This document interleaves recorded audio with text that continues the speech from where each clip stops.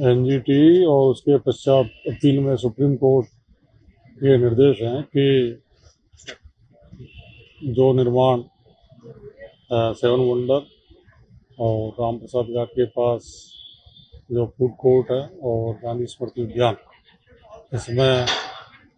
उनके डायरेक्शन थे अभी कुछ चीज़ों को आपको हटाना है।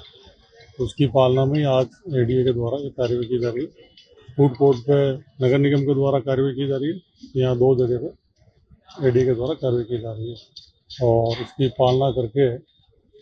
वापस वहाँ एफिडेविट प्रस्तुत करना है और इसीलिए ये कार्रवाई की जा रही है। तो इसमें इसको हटाने के लिए कहा गया है, इसको शिफ्ट करने के लिए क्या है? कोर्ट का जो आदेश है उसकी मंशा के अनुरूप काम हो रहा है। देखिए, 2021 से लगातार जिस प्रकार से स्मार्ट सिटी का पैसा जो केंद्र सरकार ने भेजा था, जिसके नोडल अधिकारी, नोडल ऑफिसर जो थे वो राज्य सरकार थी, और राज्य सरकार में भी उसमें एडीए और नगर निगम का भी हिस्सा होने के बाद भी जो राजस्थान के सरकार के तानाशाही पूर्वक जो सरकार चल रही थी उसके निर्देश पर जो अधिकारी यहाँ पर लगे थे, उन्होंने उस स्मार्ट सिटी पैसे का जो बेवजह दुरुपयोग करके, जिस उपयोग के लिए वो पैसा आया था, जिस प्रकार से शहर का ब्यूटिफिकेशन होना चाहिए था, सीवरेज की समस्या हो, बिजली की समस्या का समाधान होना चाहिए था, हमारे 24/7 पानी आना चाहिए था, और शहर के ब्यूटिफिकेशन को लेकर के जो निर्णय होने चाहिए थे उसकी बजाय जगह जगह उस स्मार्ट सिटी के पैसे का दुरुपयोग करके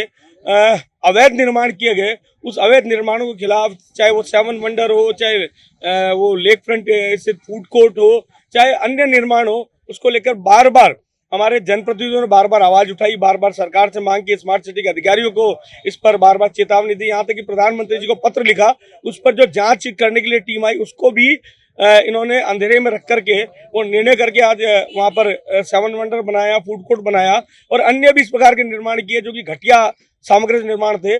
उस पर एनजीटी और सुप्रीम कोर्ट के डायरेक्शन के बाद जब आज वहां पर बुलडोजर चल रहा है, तो लगता है कि हमने जो शिकायत की थी, हम जो बार बार आग्रह कर रहे थे, निवेदन कर रहे थे, इसको लेकर हमने जो प्रदर्शन किए थे वो सच साबित हुए हैं। और अधिकारियों के इस दूरदृष्टिपूर्वक और तानाशाही पूर्वक निर्णय का नुकसान अजमेर की जनता को हुआ कि अजमेर के लिए जो स्मार्ट सिटी का पैसा आया था वो आज मुझे खराब होता हुआ दिख रहा है, और बड़ा दुख का विषय है। इस प्रकार के गलत निर्माण निश्चित रूप से अजमेर की जनता और माननीय प्रधानमंत्री जी के सपने को तोड़ने का षड्यंत्र जिन अधिकारियों ने किया, मैं मांग भी करता हूं माननीय प्रधानमंत्री जी से। मैंने जो चिट्ठी 2023 में भी लिखी थी, उस पर जब जांच यहाँ पर आई, प्रधानमंत्री जी ने वो जांच यहाँ पर चीफ सेक्रेटरी को भेजी, और चीफ सेक्रेटरी ने जब यहाँ सीईओ नगर स्मार्ट सिटी को उस पूरे प्रकरण की जांच करने के लिए, चाहे वो एनजीटी द्वारा जो आदेश पारित किया गया था सेवन वंडर को लेकर के, चाहे वो पाथवे को लेकर के, चाहे फूड कोर्ट को लेकर के, इनको पर जांच करके रिपोर्ट देने के लिए कहा गया था, उस फाइल को दबा लिया गया, उस जांच को दबा लिया गया। लेकिन अब सुप्रीम कोर्ट का डंडे के बाद में जिस प्रकार वहां कार्रवाई हुई है, वो तोड़े जा रहे हैं, हटाए जा रहे हैं, वो ये प्रूव होता है कि अधिकारियों की तानाशाही, नाफरमानी, उनके जो केंद्र सरकार है उनके पैसे के आदेशों की अवहेलना का दुष्परिणाम सामने है। अगर वो पैसा ठीक ढंग से लगता तो अजमेर का ब्यूटिफिकेशन होता, स्मार्ट सिटी, क्योंकि 1000 करोड़ से ज्यादा का पैसा यहाँ पर लगा, वो कहीं लगा हुआ दिखता नहीं है, केवल मात्र बिल्डिंग बनाने का काम स्मार्ट सिटी द्वारा किया गया, स्मार्ट सिटी के सीईओ द्वारा किया गया। जनप्रतिनिधियों की उपेक्षा की गई, चाहे वो हमारे उस समय के विधायक रहे हों, आज वो विधानसभा अध्यक्ष हैं, हमारे विधायक हैं अनीता पटेल जी, चाहे उस समय तत्कालीन महापौर हो, उप महापौर हो, सबके द्वारा बार बार मांग, सांसद द्वारा मांग करने के बाद भी ये भूपेंद्र यादव जी जो हमारे वन एवं पर्यावरण मंत्री हैं, उन्होंने भी इसकी जांच हरदीप पुरी जी को दी थी। मैंने भी जो यूडीएस मिनिस्टर जो है केंद्र में उनको दी थी, और प्रधानमंत्री जी के यहाँ से निर्देश आने के बाद भी बजाय कार्रवाई करने के अपने किए गए कृत्यों को छुपाने का प्रयास किया गया था। आज उसका परिणाम सामने है। मैं मांग करता हूं कि जिन अधिकारियों ने इस प्रकार तानाशाही पूर्वक केंद्र सरकार के पैसे को जो अजमेर के हित में लगना था, अजमेर की जनता के लिए लगना था, उसका दुरुपयोग किया, उन पर कार्रवाई की जाए, जो भी नियमानुसार कार्रवाई की जाए, और जो नुकसान, आर्थिक नुकसान हुआ है उसकी भरपाई भी उनसे करवाई जाए।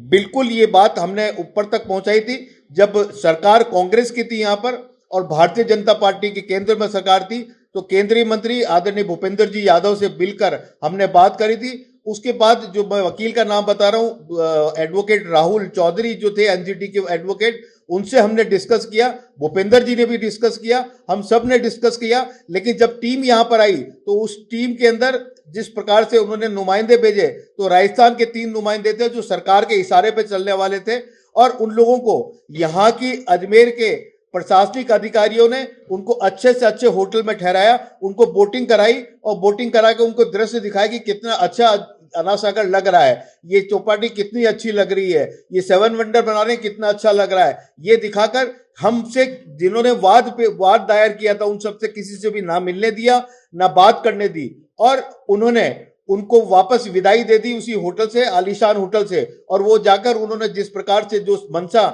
कांग्रेस सरकार की थी उस मंशा के अनुरूप उन्होंने वो लिखा और उसके आधार पर ये सारे कार्य हुए। जनप्रतिनिधियों की सहमति भी ली। ये जितने भी कार्य हुए इसमें हमारे विधानसभा के दोनों दक्षिण और उत्तर के जो विधायक उस वक्त हुआ करते थे उनको किसी मीटिंग में नहीं बुलाया गया। इससे बड़ा दुर्भाग्य क्या हो सकता है। उनको इनके डिसीजन पावर, जब भी ये डिसीजन लेते थे, एक कुल्लड़ी के अंदर गुड़ फोड़ने का काम ये अधिकारी करते थे। किसी भी नेता से, किसी प्रतिनिधि से इन्होंने कोई वार्तालाप नहीं की, कोई बात नहीं कही।